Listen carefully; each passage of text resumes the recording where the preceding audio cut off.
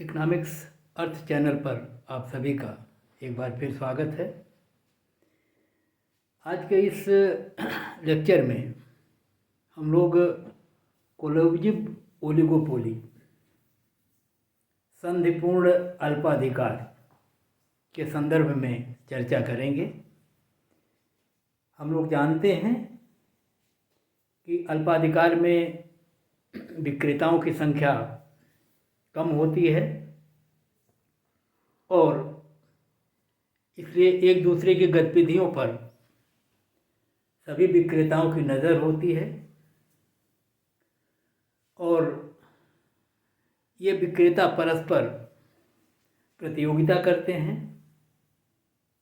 और उस प्रतियोगिता में कई बार फर्में महसूस करती हैं कि प्रतियोगिता करने से जिस किसी भी रूप में की जाए, वो चाहे कीमत को घटा बढ़ा के की जाए, चाहे उत्पादन को घटा बढ़ा के की जाए, चाहे वो नॉन प्राइस कंपटीशन हो जिसमें एडवर्टीजमेंट उपहार आज की तरह ये हो, चाहे वो प्रोडक्ट में को डिफ्रेंशिएट करके उसमें भिन्नता ला के उसमें अपना कोई विशेष गुण डालकर प्रतियोगिता करते हों। हर स्थिति में कई बार वो ये पाते हैं कि प्रतियोगिता करने से आपस में उनके लाभ जितना मिलना चाहिए मिल नहीं पाते हैं और इस स्थिति में वो कई बार आपस में संधि करने का प्रयास करते हैं ताकि प्रतियोगिता को कम करके और एक संधि के माध्यम से कुछ इस प्रकार से उत्पादन का वो निर्धारण करें, मूल्यों का निर्धारण करें, जिससे उनके वैयक्तिक तौर पर भी लाभ अधिकतम हो जाए और इंडस्ट्री का जो जॉइंट या संयुक्त लाभ है या कुल लाभ है वो भी अधिकतम हो। तो इस प्रकार से हम लोग पहले भी देख चुके हैं कि अल्पाधिकार में दो तरह के रूप हमारे सामने आ सकते हैं। एक को हम लोग कहते हैं नॉन कोलिजिव, एक ऐसा अल्पाधिकार या अल्पाधिकारियों की बाजार जिसमें वे एक दूसरे से संधि नहीं करते हैं बल्कि प्रतियोगिता करते हैं, और एक दूसरी कोलिजिव जिसमें वो संधि कर लेते हैं। अभी तक जितने हमने मॉडल पढ़े हैं सभी मॉडल्स में नॉन कोलिजिव ओलिगोपोली की चर्चा की गई है। कूर्नो मॉडल जो सबसे प्रारंभिक मॉडल है और उसके बाद जितने भी मॉडल हमने पढ़े हैं, बर्ट्रैंड के पढ़े हैं, स्टेकिलबर्ग के पढ़े हैं, इनके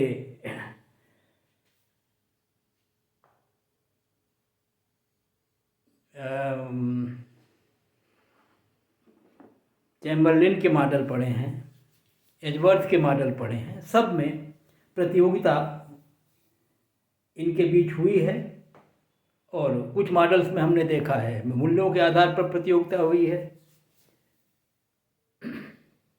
बर्ट्रैंड मॉडल में, बर्गसन के मॉडल एजवर्थ के मॉडल में, यहाँ तक कि स्वीजी के मॉडल में भी, किंग डिमांड कर्व वाले में, और कुर्नौ मॉडल और आगे उसी पे जो आधारित स्टेगिलबर्ग के और चैम्बरलिन के मॉडल हैं उनमें क्वांटिटी में कमी बेसी के आधार पर प्रतियोगिताओं के अध्ययन हमने किए हैं। तो आज हम कोलिजिव ओलिगोपोली की बात करते हैं और ये भी देखने का प्रयास करते हैं कि किस प्रकार से इस ओलिगोपोली में जो संधिपूर्ण है, जिसमें आपस में लोग एक समझौता कर लेते हैं और उसके तहत वो निर्णय लेते हैं कि कितना उत्पादन किया जाए और कितना मूल्य लिया जाए, ऐसी अल्पाधिकार की पहले हम चर्चा करेंगे। उनकी प्रमुख विशेषताओं के बारे में जानेंगे, उनकी क्रियाविधि के बारे में जानेंगे और फिर देखेंगे कि किस प्रकार से ये मूल्य और उत्पादन का निर्धारण करते हैं जब आपस में ये संधि कर लेते हैं। तो जो ये संधि होती है इन फर्मों के मध्य, वो दो तरह का रूप लेती है। एक वो संगठन या संघ बना लेते हैं और जिसको हम लोग कार्टेल कहते हैं अंग्रेजी में, और हिंदी उसकी कुछ हो नहीं सकती। वो संघ ही है, विक्रेताओं का या अल्पाधिकारियों का एक संगठन है, एक संघ है। और संघ में ये होता कि एक सेंट्रल एजेंसी बनाई जाती है, एक केंद्रीय जो एजेंसी होगी जिसमें सारे अल्पाधिकारियों के प्रतिनिधि होंगे, और वे इंडस्ट्री के बारे में समस्त निर्णय लेंगे। जाहिर है कि उनको पूरी इंडस्ट्री का ज्ञान होना चाहिए, सबके लागत की दशाओं का, बाजार की मांग का, और कैसे मूल्य निर्धारित हो, और फिर इनको विभिन्न विक्रेताओं के मध्य कुल उत्पादन को कैसे बांटा जाए, अर्थात कौन फर्म कितना उत्पादन करेगी। मूल्य तो सबका एक होगा, लेकिन फर्मों के उत्पादन की मात्रा को ये डिसाइड करेंगी। और इस तरह से जो एक कार्टेल बनेगा वो सारे निर्णय लेगा। अपने केंद्रीय एजेंसी जो भी है, जितने एक्सपर्टाइज उसमें सब होंगे, और इस रूप में वो कार्टेल का निर्णय होगा। एक दूसरा रूप इसका होता है, और वो रूप ये होता है कि प्राइस लीडरशिप। प्राइस लीडरशिप का मतलब ये हुआ कि जितनी फर्में हैं उनमें कोई फर्म एक ऐसी है जो इंडस्ट्री को डोमिनेट करती है, मतलब उसकी बिक्री सबसे ज़्यादा है, और एक तरह से अन्य उत्पादकों पर वो डोमिनेंट है, हावी है। और ऐसी स्थिति में लोग उस पर ये निर्णय छोड़ते हैं कि वो जब संधि हो जाती है तो ये उसको अथॉरिटी दे दी जाती है कि मूल्य का निर्धारण वो करें, और ये भी तय करें कि कौन सी फर्म कितना उत्पादन करेगी। तो वो जब इस तरह का कोई संगठन होता है जिसमें एक लीडर होता है और वो लीडर ही सारे निर्णय लेता है, तो हम इसे कहते हैं कि ये प्राइस लीडरशिप है, और जिसके माध्यम से एक अल्पाधिकार में मूल्य का निर्धारण होता है। यहाँ पर जब हम कार्टेल की बात करते हैं तो हमें ये भी देखना होगा कि जो कार्टेल है या प्राइस लीडरशिप है, वो उनका एम क्या होता है। तो जो एम उनका होता है वो दो ही है। एक तो ये है कि जो ज्वाइंट प्रॉफिट इंडस्ट्री का है, सभी फर्मों का जो कुल लाभ है वो अधिकतम होना चाहिए, और उसे अधिकतम करने की स्थिति में करने के लिए वो अपने वस्तु का, जो भी वस्तु है उसकी मूल्य को निर्धारण करते हैं, और विभिन्न लोगों के मध्य इसकी कैसे ये बंटेगा। तो ये निर्धारण जो है, पहला जो मुख्य उनका लक्ष्य है वो ये है कि इंडस्ट्री का जो संयुक्त लाभ है, जॉइंट प्रॉफिट है, वो अधिकतम हो जाए। और दूसरा लक्ष्य ये होता है कि बाजार में कौन उत्पादक कितनी वस्तु बेचेगा, इसका निर्धारण होना चाहिए। तो बाजार में कौन सा कितनी वस्तु बेचेगा, इस पर कई सारी बातों पर उनको ध्यान देना पड़ेगा, और वो ध्यान देने में जो मार्केट शेयरिंग है उसमें ये भी होता है कि थोड़ी बहुत छूट मिलती है फर्मों को, कि अपने उत्पादन बिक्री के संदर्भ में, अपनी जो है प्रोडक्ट में कुछ विशेषता लाने के संदर्भ में, तो इस तरह से सेलिंग की जो एक्टिविटीज हैं उसमें कुछ छूट देते हैं। एक तरह से हमको इसको कहते हैं कि ये लूज कार्टेल है, उतना जो है सशक्त नहीं होता जितना सेंट्रल एजेंसी जो पहले वाले के में है करती है। तो इस तरह से इसमें कुछ छूट मिली होती है। और फिर इसके दो तरीके हो सकते हैं। उन तरीकों में जैसे जो मार्केटिंग शेयरिंग वाला रूप है, उसमें ये करते हैं कि मार्केट की शेयरिंग को कैसे निर्धारित हो। तो ये निर्धारित होने के लिए दो विधियाँ वो अपनाते हैं। एक को कहते हैं नॉन प्राइस कंपटीशन, जिसमें वो प्राइस का कंपटीशन नहीं करेंगे, प्राइस सेंट्रल एजेंसी तय करेगी। लेकिन और कुछ छूटें जो हैं, जैसे हम बता रहे थे कि वो प्राइस का कॉमन प्राइस होगी, और वो प्राइस कैसे निर्धारित होगी, ये सेंट्रल एजेंसी जो है वो सबकी लागत की दशाओं को देखते हुए तय करेगी। या जो आपस की तमाम फर्में हैं, किसी की लागत कम होगी, किसी की लागत ज़्यादा होगी। जिसकी लागत कम होगी वो चाहेगा मूल्य कम हो जाए, जिसकी लागत ज़्यादा होगी वो चाहेगा मूल्य ज़्यादा हो जाए।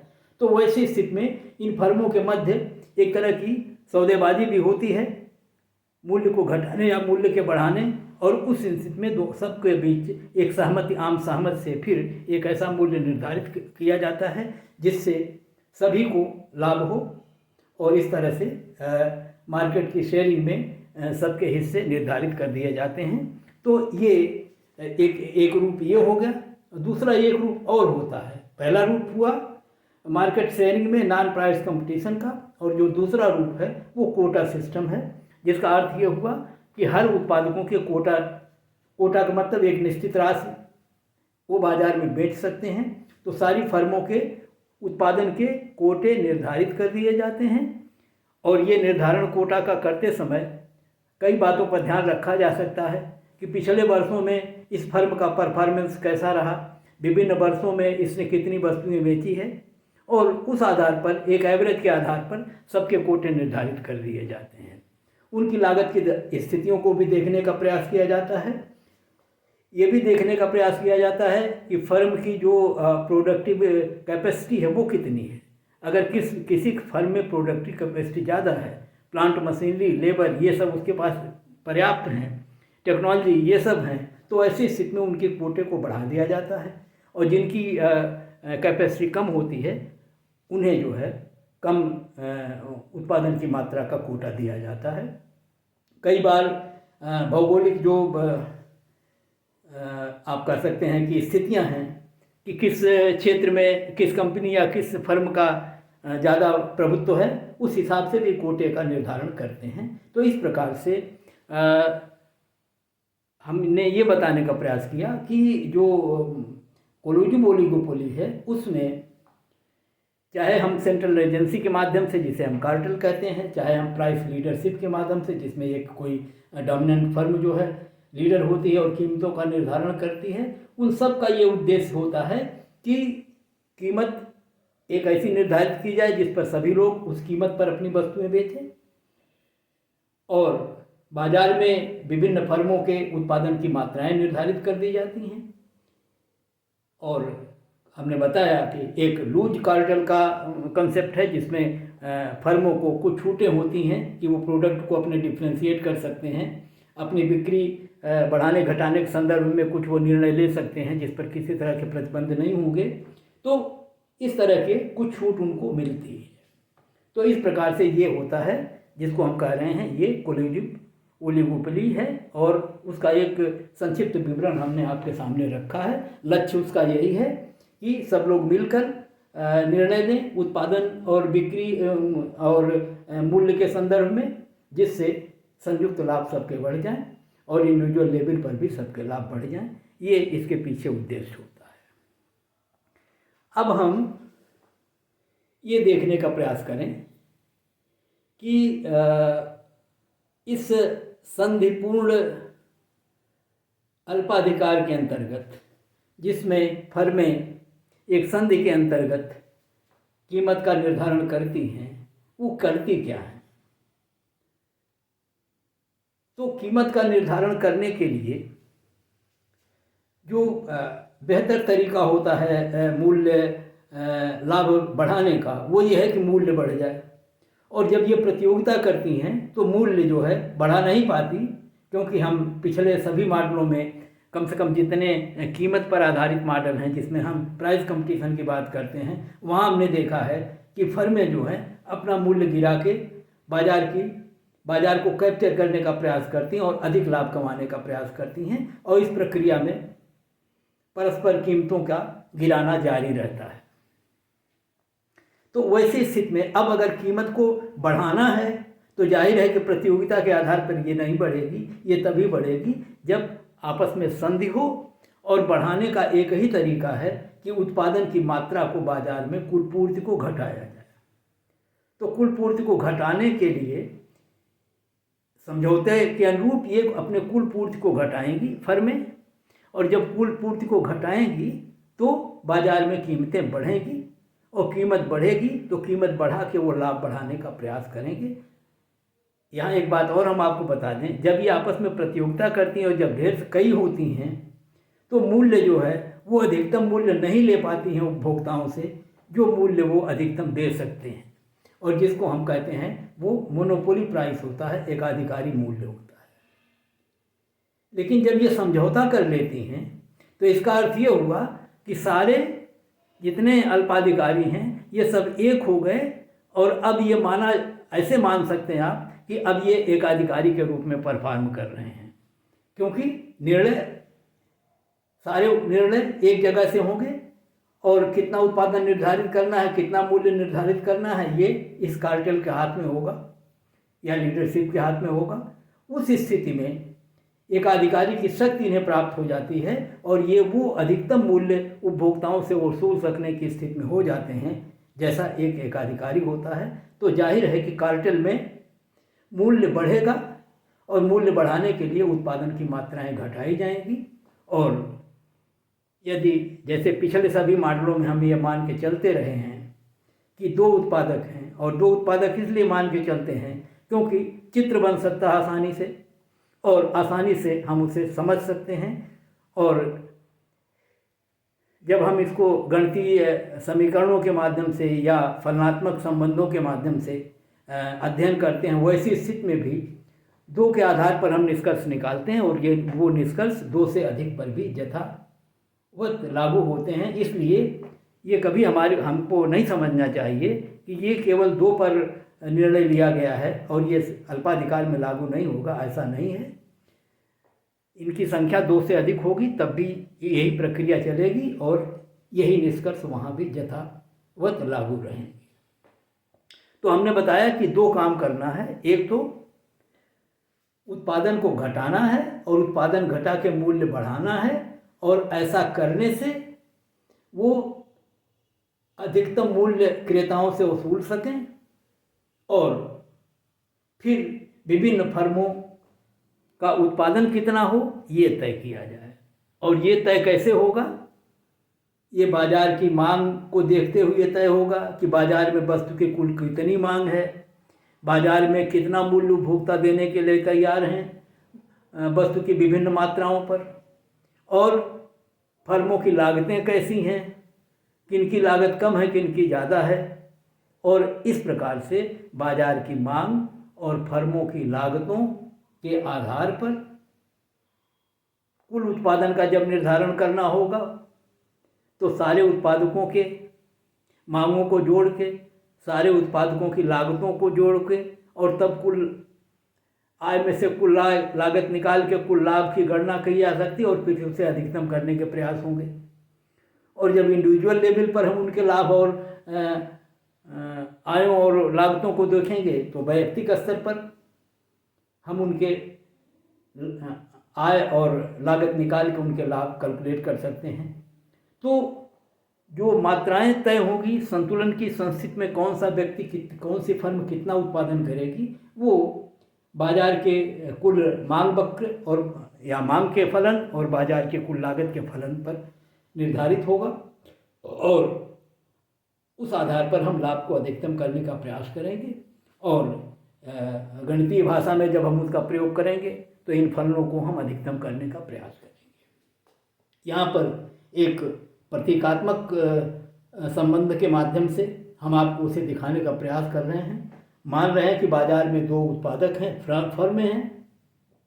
फर्मों के बाजार का कुल मांग फलन दिया हुआ है, जाहिर है कि इसी पर सारे एक्ट करेंगे उन्हीं के अनुसार। और दोनों फर्मों के लागत के वक्र दिए हुए हैं, लागत की दशाएं दी हुई हैं। और ऐसी स्थिति में हम फर्म बाजार की कुल मांग और तदनुरूप बाजार की कुल आय और बाजार की कुल लागत ज्ञात कर सकते हैं, और फिर कुल आय में से कुल लागत घटा के लाभ ज्ञात कर सकते हैं, और फिर लाभ को अधिकतम करके हम ये देख सकते हैं कि दोनों फर्मों को कितनी कितनी वस्तुओं का उत्पादन करेंगे तो लाभ अधिकतम होगा। तो उस स्थिति को यदि हम देखें तो हम यहाँ, क्योंकि अब कोलिटिव है ये ओलिगोपोली, इस नाते उनके अलग अलग संतुलन का निर्धारण हम नहीं करेंगे, हम उनके संयुक्त लाभ को निकालेंगे, और हम उनके दोनों उत्पादकों की मात्राओं को उत्पादन की साथ साथ तय करेंगे। तो वैसी स्थिति में यहाँ हमने आपको दिखाने का प्रयास किया है कि दो फर्म हैं, एक है फर्म 1 और एक है फर्म 2, और ये दोनों फर्में क्रमशः फर्म 1 Y1 का उत्पादन कर रही है और फर्म 2 जो है वो Y2 का उत्पादन कर रही है। वैसी स्थिति में बाजार में जो मांग फलन है, कुल मांग फलन, वो है ये मार्केट डिमांड फंक्शन इज, इस रूप में दिया हुआ P is function of y1 व y2। इसका मतलब बाजार का जो मांग फलन है वो y1 और y2 दोनों की मात्राओं का फलन है, उन पर निर्भर करेगा। एग्जैक्ट संबंध तो जब गणितीय भाषा में हम लिखेंगे तब लिख सकते हैं, जैसे हम ऐसे लिख सकते हैं 100 माइनस y1 माइनस y2, जैसे भी होगा तो वो हम संबंध आगे देखेंगे। प्रतीकात्मक ये मांग का फलन है। इसी तरह से cost function of firm 1 is C1 y1, इसका मतलब है कि फर्म 1 का जो कास्ट फंक्शन है वो उसके उत्पादन की मात्रा पर निर्भर करेगा। एंड फर्म 2 का जो कास्ट फंक्शन ये C2 y2 है, जो उसके वस्तु जो y2 उत्पादित करती है उसके उत्पादन के आधार पर हम बता पाएंगे कि उसकी कुल लागत कितनी है। तो वो फंक्शन C2 y2 के रूप में लिखा जाएगा। इसकी लागत का फंक्शन C1 y1 के रूप में लिखा जाएगा। बाजार का कुल मांग फलन इस रूप में लिखा जाएगा। और दोनों वस्तुओं की मांग का फलन कितना है, वो दोनों वस्तुओं से जब हम गुणा करते हैं, पिछले हम हर जगह देख चुके हैं कि P में जब हम Q का गुणा करेंगे तो कुल मांग मिलेगी। जब Q1 होगा तो केवल Q1 से गुणा करेंगे। जब Q1 और Q2 दोनों हैं तो, और बाजार की कुल मांग पता करना, और बाजार में दो ही उत्पादक हैं, फर्म में हैं, तो दोनों के उत्पादन की मात्राओं को जोड़कर उससे गुणा करेंगे। तो अब Q1 की जगह पर होगा, Q की जगह पर होगा Q1 प्लस Q2। वैसी स्थिति में ये जो क्या है उनका जो कुल आय का फलन होगा वो इस हिस्से से होगा। देखिए ये मांग फलन है, प्राइस का फलन है P y1 y2, इसमें गुणा होगा y1 प्लस y2 से, जो गुणनफल होके आएगा ये कुल आय होगी। इसमें से कुल लागत घटाएंगे दोनों की, C1 y1 पहले की लागत फर्म की, C2 y2 दूसरे वाले फर्म की लागत है, दोनों लागतों को घटा देंगे। अगर यहाँ प्लस लिख दें तो बड़े ब्रैकेट में इसको करेंगे, माइनस खोलेंगे, दोनों माइनस हो जाए, इस नाते हमने सीधे लिख दिया है। ये फलन होगा कुल सभी फर्मों का। मतलब अगर हमने दो ही फर्म मानी है तो बाजार का कुल, ये कुल मांग और कुल लागत का फलन है, और दोनों को हमने अंतर निकाला है, तो अंतर जो आएगा वो प्रॉफिट है। और ये प्रॉफिट भी दोनों वस्तुओं का फलन है, इन पर निर्भर करेगा इनके घटने बढ़ने पर। और इस फलन को हमको मैक्सिमाइज करना है, तो लिखा है पाई m। इस फलन को हमको मैक्सिमाइज करना है, अर्थात संयुक्त लाभ को अधिकतम करना है। और अधिकतम लाभ कैसे करेंगे? लाभ के फलन को हम जानते हैं कि उसका फर्स्ट डेरिवेटिव, उसका प्रथम अवकलज निकाल करके उसका मान 0 कर दें तो फलन का मान, लाभ, वो उत्पादन या बिक्री की वो मात्रा ज्ञात हो जाएगी जिस पर लाभ अधिकतम होगा। तो इस प्रकार से हम फर्म 1 के लाभ को और फर्म 2 के लाभ को अलग अलग निकालेंगे जब, वैसी स्थिति में, और निकाल के फिर जोड़ेंगे। तो ऐसी स्थिति में हम इस प्रकार से लिख सकते हैं इसको। देखिए है पाई 1, तो ये है क्योंकि y1 और y2 दोनों का फंक्शन है, इसलिए यहाँ पर पार्शियल डेरिवेशन होगा, और ये होगा डेल्टा पाई 1 अपान डेल्टा y1 के सापेक्ष हम पाई 1 का मतलब प्रथम फर्म के लाभ फलन का अवकलन करेंगे। इसी तरह से द्वितीय फर्म के लाभ फलन का उसके वस्तु y2 की मात्रा में अवकलन करेंगे, दोनों का मात्रा 0 करेंगे, और जब 0 करेंगे तो we can get equilibrium quantity of y1 and y2, और हमको y1 और y2 की मात्राएं मिल जाएंगी, और ये वो मात्राएं होंगी जो जॉइंट प्रॉफिट फंक्शन को मैक्सिमम करेंगी, क्योंकि मैक्सिमम की शर्तें यहाँ लागू हो रही हैं। अब हम इसको एक चित्र के माध्यम से समझा सकते हैं, और वो चित्र यहाँ हम दिखाने का प्रयास कर रहे हैं। इसके पहले मैं आपको बता दूं कि हम लोग रिएक्शन कर्व पढ़ चुके हैं बड़ी अच्छी तरह से। रिएक्शन कर्व पर मेरे पीछे 2 वीडियो पड़े हुए हैं। एक रिएक्शन कर्व उस स्थिति में जब क्वांटिटी कंपटीशन होता है, जैसा आज हम देखेंगे, और एक रिएक्शन कर्व उस स्थिति में जब प्राइस कंपटीशन होता है, जैसा उनमें तो इस रूप में मतलब जैसे कूर्नो मॉडल में हमने देखा था कि ये कंपटीशन जो है वो वस्तु की मात्रा के आधार पर, और बर्ट्रैंड मॉडल में देखा था कि ये प्रतियोगिता और उसी तरह से बर्ट्रैंड के आगे उसी का संशोधित रूप बर्ग उन्होंने एजवर्थ ने, दोनों मॉडलों में हमने देखा था कि ये कंपटीशन प्राइस के आधार पर है।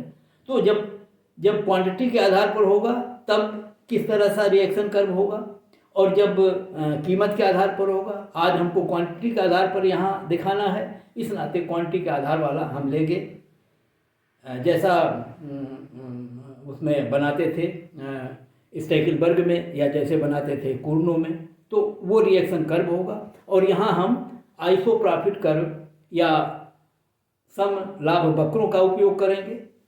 और वहाँ हमने देखा है कि सम लाभ वक्र ऐसी स्थिति में रिएक्शन कर्व पर,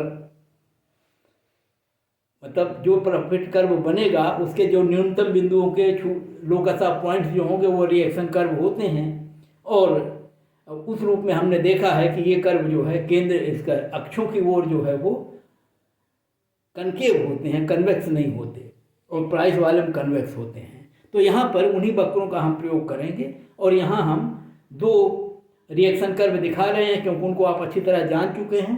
फर्म इस एक्स एक्सिस पर हमने y1 की मात्रा ली है जो फर्म 1 का उत्पादन है, इस एक्सिस पर हमने y2 मात्रा ली है जो फर्म 2 का उत्पादन या बिक्री प्रदर्शित करती है।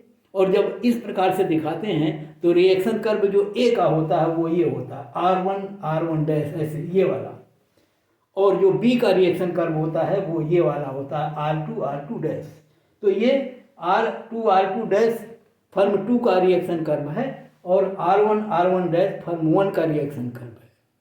और अगर कूर्नो मॉडल के हम उसको लें इक्विलिब्रियम की स्थिति को, तो वहाँ होती है जहाँ दोनों रिएक्शन कर्व आपस में एक दूसरे को काटते हैं और उसके द्वारा जो उत्पादन निर्धारित होता है वो संस्थिति निर्धारण होता है, और वो संस्थिति अस्थायी होती है और उसको हम लोग कूर्नो नैश इक्विलिब्रियम के नाम से जानते हैं। और वो इक्विलिब्रियम इस ई बिंदु पर है, हम आपको दिखाने का प्रयास कर रहे हैं। ई बिंदु पर ए का एक समलाभ वक्र होगा जो ये है, ये वाला देखिए, ये केंद्र की ओर नतोदर है एक्स अक्ष की ओर, और ये वाला वाई अक्ष की ओर नतोदर होगा, बी वाला कन्वेकेव होगा। तो ए का जो प्रॉफिट कर्व है वो इस बिंदु से जो गुजरेगा वो उसका उच्चतम बिंदु होगा, और इसी तरह से बी वाले वक्र पर जो उसका आइसो प्रॉफिट कर्व होगा IP2 वो बी अक्ष की ओर नतोदर होगा, और संतुलन बिंदु पर दोनों एक को इंटरसेक्ट करेंगे, और उसी बिंदु पर दोनों के रिएक्शन कर्व भी एक दूसरे के इंटरसेक्ट करेंगे। और क्योंकि प्रॉफिट कर्व के जो उच्चतम बिंदु है वो सबसे बेहतर उनके रिस्पांस होते हैं, बेस्ट रिस्पांस वाले वो संयोग होते हैं, इस नाते दोनों फर्में उस बिंदु पर संतुष्ट होंगी और यही उनके इक्विलिब्रियम का स्तर होगा। और उस स्थिति में ए जो फर्म 1 है वो उतना उत्पादन करेगी, वो Y1 स्टार लगा है, स्टार वहाँ लगाते हैं जो संतुलन की मात्रा को दिखाते हैं। तो ये हमने लिखा Y1 स्टार, और इस बिंदु से Y2 का उत्पादन होगा Y2 स्टार। ये उस समय की स्थिति है जब फर्मों ने कोल्यूजन नहीं किया है। बिना कोल्यूजन के जो निर्धारण हुआ है वो ये है, नॉन कोल्यूजन वाली स्थिति है, और हमने उसको कूर्नो मॉडल से लिया है, और इस नाते हम इसको कूर्नो नैश इक्विलिब्रियम का कह रहे हैं। अब हम दूसरे चित्र में जाएंगे जहाँ कोल्यूजन होगा, और इसी चित्र को वहाँ ले जाएंगे, देखेंगे कि जब कोल्यूजन होगा तो होगा क्या। हम बता चुके हैं कि जब कोल्यूजन होगा तो फर्में कीमत को बढ़ाने का प्रयास करेंगी, और कीमत बढ़ाने की दशा में वो उत्पादन की मात्रा को घटाएंगी। और जब उत्पादन की मात्रा घटाई जाएगी तो क्या होगा, हम अभी मान लें कि केवल एक फर्म अपने उत्पादन को घटा रही है, तब देखेंगे दूसरे फर्म के लाभ वक्र पर इसका क्या असर पड़ेगा। और जरा आप बैक हों अगर रिएक्शन कर्व जिसमें क्वांटिटी कंपटीशन है, चाहे वो स्टेकेलबर्ग वाले मॉडल में चले जाएं, चाहे सीधे कूर्नो के मॉडल में चले जाएं, वहाँ हमने पढ़ा है कि जब फर्म 1 की वस्तु की मात्रा पूर्ववत रखी जाए और फर्म 2 की मात्रा घटे, तो वो जो बिंदु संतुलन का है वो नीचे आ जाएगा, क्योंकि y1 की मात्रा वही है और y2 की मात्रा घट गई। और जब वो बिंदु नीचे आएगा तो अब की बार इस निचले बिंदु से एक दूसरा वक्र गुजरेगा। क्यों नीचे का वक्र होगा? क्योंकि जो वक्र है ये आपस में काटते नहीं एक दूसरे को, और ये वक्र जो केंद्र की ओर नतोदर होंगे। इस नाते जब वो बिंदु आएगा तो जो वक्र आएगा वो उसके नीचे आएगा। और हमने ये भी वहाँ पढ़ा है कि जब फर्म 2 उत्पादन घटाएगा तो फर्म ए का लाभ बढ़ जाएगा। वहाँ सारी व्याख्या है। होता इसलिए है कि जब फर्म 2 अपना उत्पादन गिराता है तो फर्म 2 का मूल्य बढ़ जाता है उसके वस्तु का, और जब उसके वस्तु का मूल्य बढ़ जाता है तो दूसरे वाले वस्तु की मांग ज़्यादा होने लगती है, जिस नाते उसके लाभ बढ़ जाते हैं। तो यहाँ इतना ही पर्याप्त है कि जब फर्म 2 अपना उत्पादन गिराएगी तो ए का जो प्रॉफिट कर्व है, वो जो प्रॉफिट कर्व उसका ई बिंदु पर है कूर्नो नैश इक्विलिब्रियम में, वो उसके नीचे आ जाएगा। और ये फर्म जो हम ये चित्र में अगर आप आएंगे तो ये वक्र पहले वाला है IP1 फर्म ए का। अब जब ये उत्पादन घटा देगा तो ये फर्म नीचे आ जाएगा IP1 और जब नीचे आएगा तो नीचे वाला वक्र उत्पादन लाभ के ऊंचे स्तर को प्रदर्शित करता है, अर्थात निचले वक्र पर लाभ बढ़ जाएगा ए का। इसी तरह ए भी घटाएगा, फर्म 1 भी अपना उत्पादन घटाएगी, और जब फर्म अपना उत्पादन घटाएगी तो फर्म 2 का लाभ बढ़ेगा, और जब फर्म 2 का लाभ बढ़ेगा तो फर्म 2 जो है पहले की तुलना में अपने निचले वक्र पर आ जाएगी। और अगर दोनों घटाएं और जब कोलिजन होगा तो दोनों फर्मों से कहा जाएगा कि आप अपने अपने उत्पादन घटाइए ताकि मूल्य बढ़ सके। तो जब दोनों अपने उत्पादन घटाएंगे तो दोनों फर्मों के जो आइसो प्रॉफिट कर्व हैं वो पहले की स्थान पर नीचे आ जाएंगे। शेप वही रहेगा, एक एक्स अक्ष की ओर नतोदर, दूसरा वाई अक्ष की ओर नतोदर। तो जब ये कर्व अब दूसरा रूप लेगा, मतलब IP2 से IP2 होगा, ये IP1 से IP1 होगा।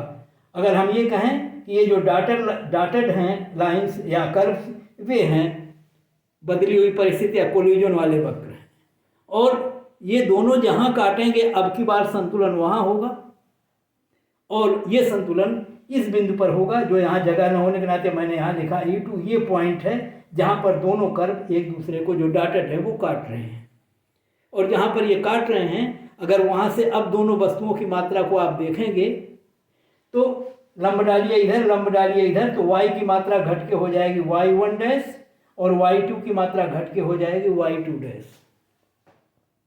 दोनों वस्तुओं की मात्राएं घट जाएंगी, लेकिन उनके लाभ का स्तर बढ़ जाएगा। इसलिए क्योंकि निचले वक्र पर क्वांटिटी कंपटीशन वाले स्थिति में लाभ ज़्यादा होता है और दोनों अपने निचले वक्रों पर आ गए हैं, इसलिए दोनों के लाभ बढ़ेंगे।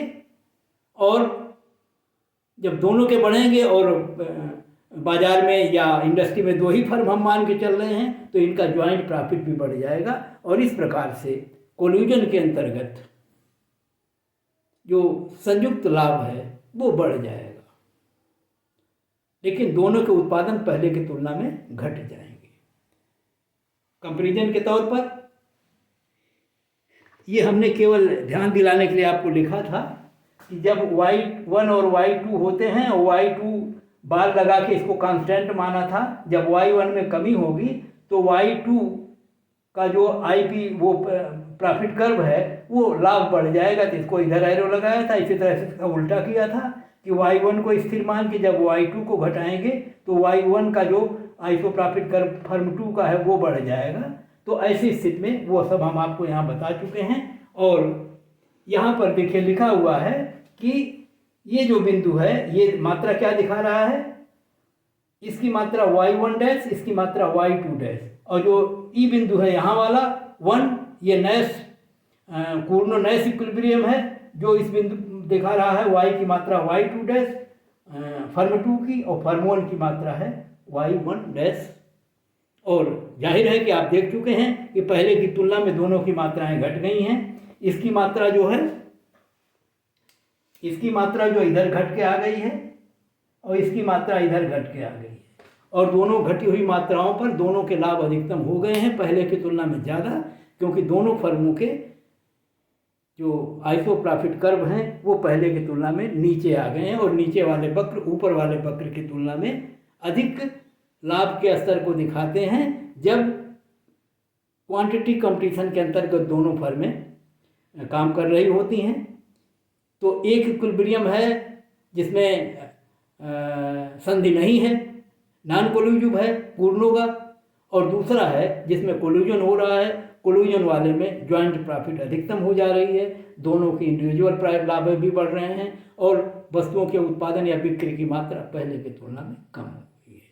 तो हमने इस प्रक्रिया के माध्यम से और चित्र के माध्यम से ये प्रयास किया कि ये कैसे कोल्यूजन में वस्तुओं के मूल्य का निर्धारण और कैसे उनकी बिक्री की मात्रा का निर्धारण होता है, और जिससे संयुक्त लाभ अधिकतम हो जाए, और वो पूरी प्रक्रिया हमने इस रूप में पढ़ी है।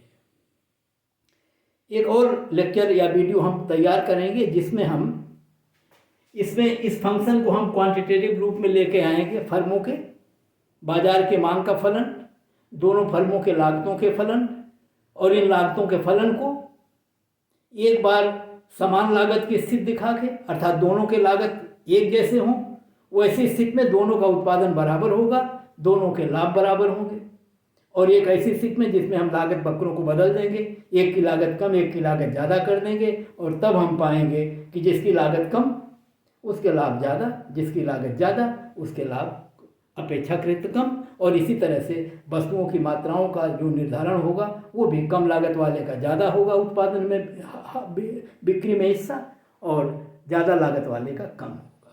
तो अगले वीडियो में हम न्यूमेरिकल सवाल लेके आएंगे और इस कोल्यूजिव ओलिगोपोली को हल करेंगे, और हल करके ये दिखाने का प्रयास करेंगे कि उनका संयुक्त लाभ अधिक होगा और इंडिविजुअल प्रॉफिट भी होंगे, और उत्पादन की मात्राएं पहले की तुलना में कम होंगी। तो आज का यही वीडियो समाप्त करेंगे, लेकिन इतना ध्यान आपको दिला दें कि कोल्यूजिव इक्विलिब्रियम में जब मूल्य ये लोग मिलके बढ़ा लेते हैं तो ऐसी स्थिति में उपभोक्ताओं का नुकसान होता है, क्योंकि उनके जो कंज्यूमर सरप्लस प्राप्त होते थे नॉन कोल्यूजिव में वो नहीं मिल पाते। तो एक दृष्टि से